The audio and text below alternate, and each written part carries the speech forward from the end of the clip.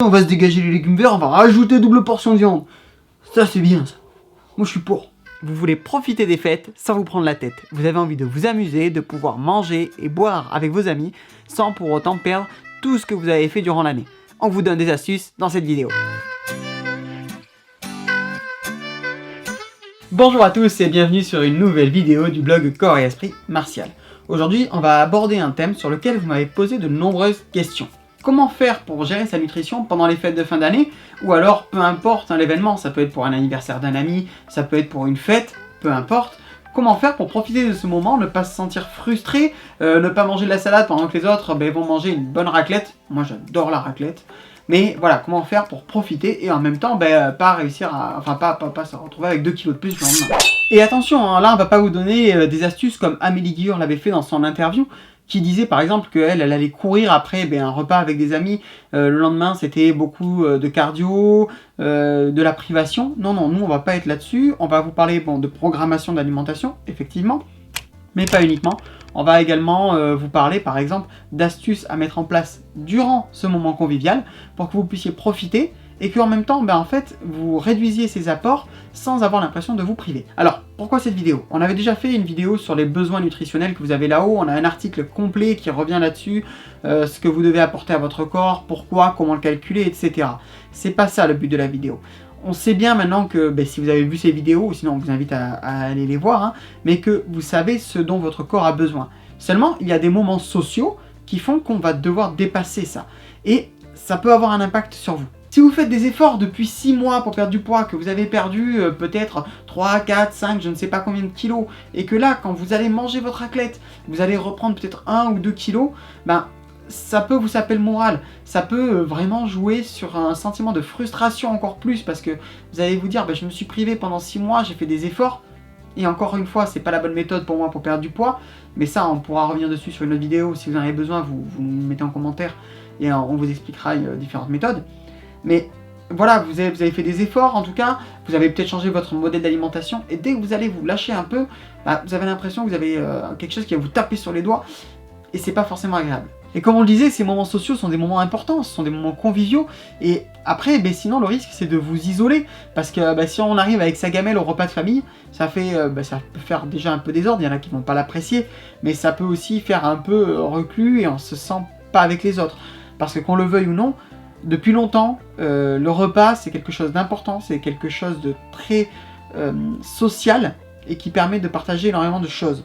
Donc quand on se met à part, ça peut rentrer dans des conflits ou alors dans un mal-être. Bon, pour être clair, cette vidéo c'est pour vous aider à profiter de ces moments conviviaux avec vos amis, avec votre famille, sans culpabiliser, de passer un bon moment, sans pour autant ruiner vos efforts ou abîmer votre motivation.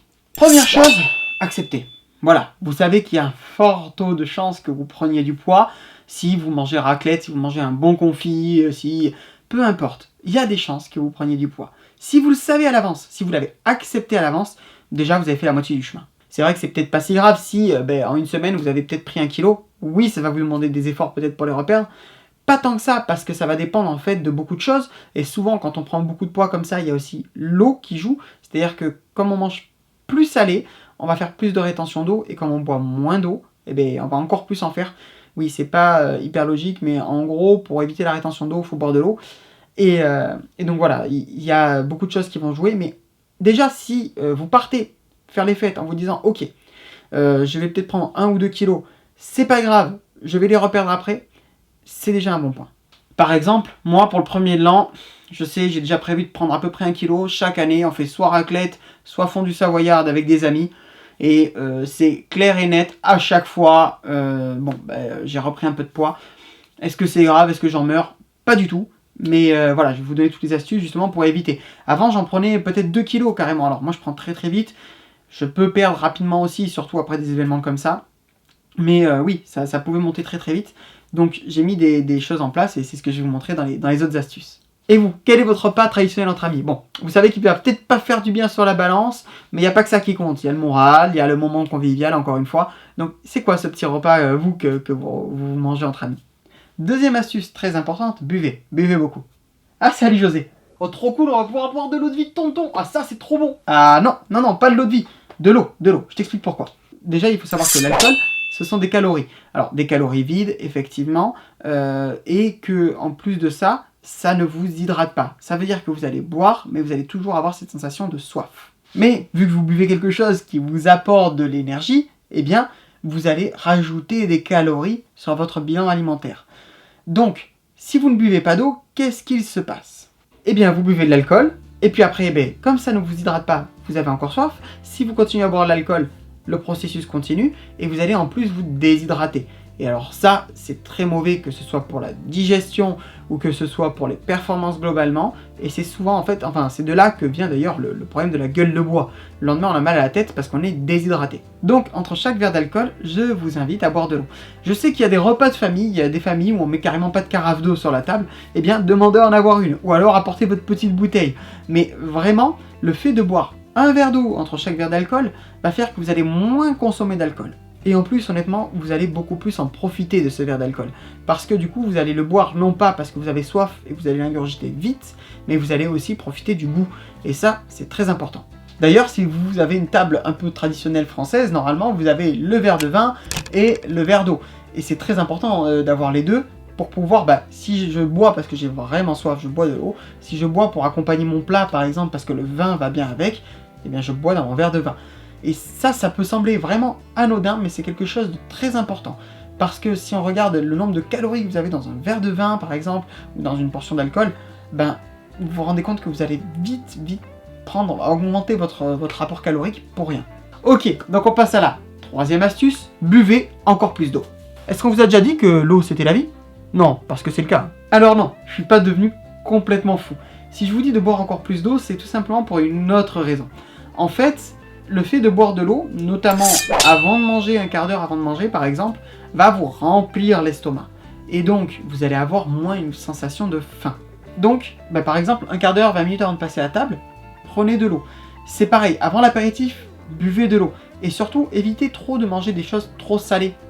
Un apéritif qui donne soif et qui donne envie de consommer souvent des boissons soit sucrées, si vous ne buvez pas d'alcool, parce que j'ai parlé d'alcool tout à l'heure, mais ça peut très bien être les jus de fruits et les sodas, c'est le même problème au niveau de l'apport calorique que l'alcool. Ça vous hydrate finalement très mal pour un apport calorique qui est très élevé. Déjà qui est supérieur à l'eau parce que l'eau c'est 0, mais de toute façon c'est très élevé par rapport à ce que ça vous apporte. Donc évitez les chips trop salés, les cacahuètes salées et les choses comme ça qui donnent soif, et donc qui invite à reboire ces boissons sucrées ou alcoolisées, et préférez plutôt par exemple des crudités ou des choses comme ça qui sont gorgées d'eau et qui elles vont éviter que vous mangiez au-delà de ce que vous pouvez.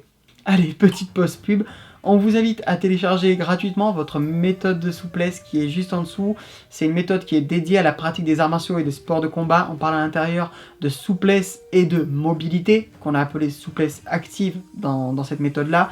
Vous aurez un e-book avec en plus toute une vidéo qui vous explique et qui vous démontre les mouvements. C'est gratuit, donc profitez-en. Et vous pouvez aussi profiter des 3 e-books écrits avec 15 experts internationaux. Ça va de l'aïkido jusqu'au Krav Maga, MMA, voilà, ça en touche vraiment un large panel. Et donc c'est sur les conseils pour faire évoluer votre pratique. Tout ça c'est gratuit et c'est en description. 4e conseil, attendez avant de vous resservir de cette magnifique dinde de Noël que votre grand-mère a préparée et qui est délicieuse. Je n'en doute pas, mais prenez le temps. Votre cerveau a besoin de temps pour que votre estomac lui dise qu'il est rempli. Donc, si vous mangez pendant le temps que l'information transite, eh bien, vous le remplissez plus que ce qu'il a besoin. Donc, vous le surchargez en quelque sorte. Ce qui va donner des complications de digestion et ce qui va donner également un apport calorique bien supérieur à ce dont vous avez besoin. D'ailleurs, autre chose qui peut être super bien, c'est de faire comme les ninjas qui passent en ce moment, et c'est de faire des galipettes, d'aller s'amuser. Si vous avez des enfants, vous pouvez le faire, ou vous pouvez aussi liker, et puis vous abonner à la chaîne, et partager si le contenu vous plaît. Nous, ça nous aide beaucoup. Et ce que je vous invite à faire, pour éviter d'attendre tout simplement, c'est, au lieu de manger rapidement, prenez le temps de manger, de mastiquer. Pourquoi ? Parce qu'en mastiquant bien, vous allez faciliter le travail à votre estomac, qui va pouvoir extraire beaucoup plus facilement les vitamines, les minéraux, les nutriments des aliments. Et en plus de ça, vous allez avoir moins faim. Parce que déjà, le volume alimentaire, quand on mâche, va être un peu augmenté, c'est réduit en bouillie, et du coup, c'est plus facilement ingurgité, mais c'est aussi mélangé avec de la salive, ce qui fait que du coup, on mange, l'apport semble plus volumineux dans l'estomac. Donc en mâchant, vous allez faciliter la vie à votre estomac, vous allez mieux profiter de ce dont vous mangez, et surtout vous laissez le temps à votre cerveau d'envoyer l'information à votre estomac, pardon, d'envoyer l'information à votre cerveau, comme quoi il est rassasié, c'est bon, on peut s'arrêter. D'ailleurs, petit aparté, le mieux si on souhaite perdre du poids, c'est d'essayer de s'arrêter à 80% de satiété. C'est-à-dire que on se dit je pourrais manger encore un peu, mais je suis pas trop mal. Voilà, bon, pour les jours de fête, ce que je conseille en règle générale, c'est de ne pas tenir compte de ça. Déjà parce qu'en règle générale, on va dépasser la satiété, on va aller au-delà, ce qui n'est pas top, hein. Si vous pouvez éviter de le faire, je vous le conseille.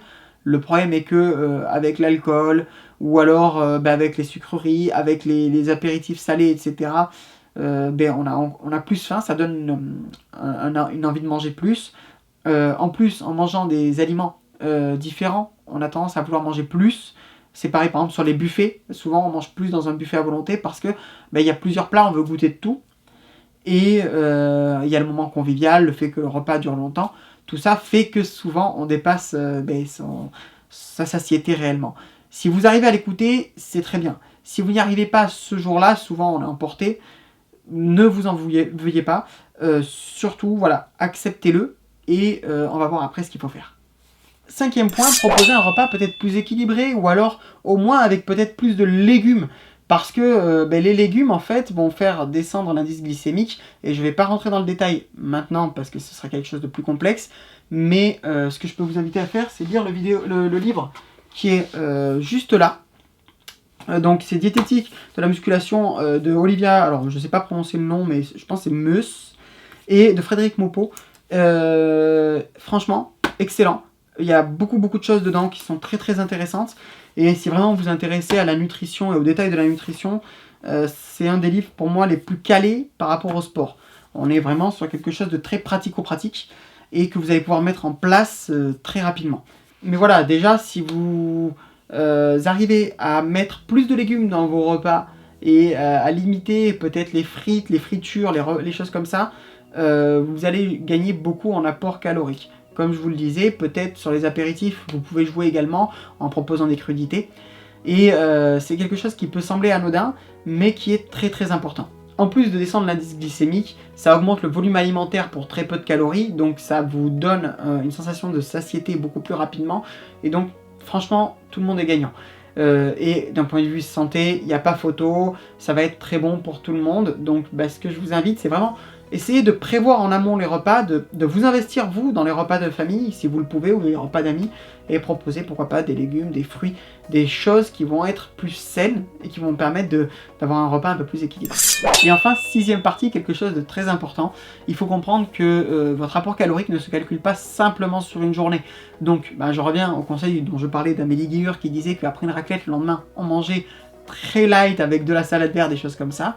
En fait, c'est un rééquilibrage.